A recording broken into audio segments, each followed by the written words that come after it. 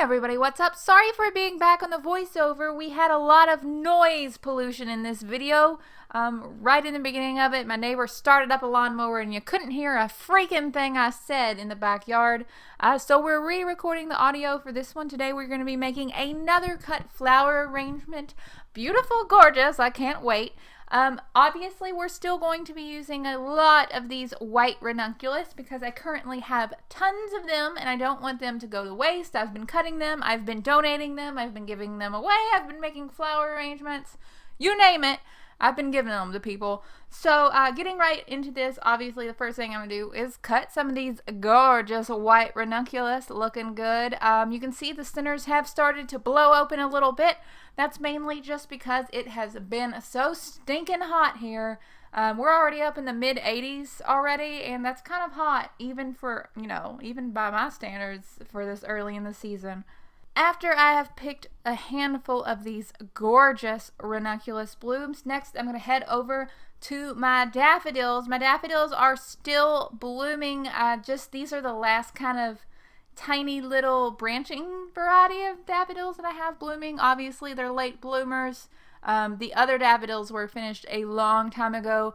Honestly, don't know what this variety is called. This variety came in a sample box bag thing that I got from, I think it was Meyer about 3 years ago. It had just had tons of random varieties, but these are super cute and they are so fragrant. I love how sweet and soft and delicate and feminine these daffodils smell, so these are definitely going in the flower arrangement too.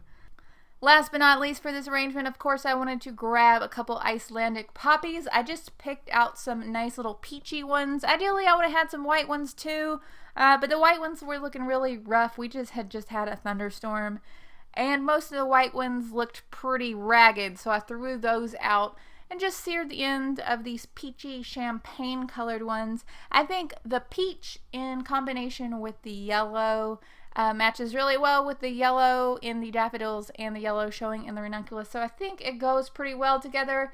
Altogether, I mean, I could have just gone with a white color palette. It really just depends on, it's up to you what you want to do. I just simply plopped these things in a vase.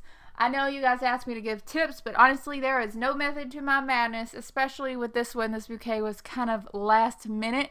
Hopefully you guys like this one. There will be more cut flower arrangements videos coming soon. Hopefully they will be a little bit more organized because the garden won't be so loud and I'll be able to use my fancy mic out there that I just bought.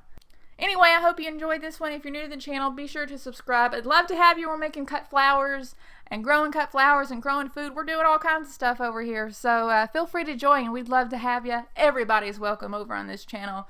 I hope y'all are having such an amazing day. I'll talk to y'all later. Bye, guys.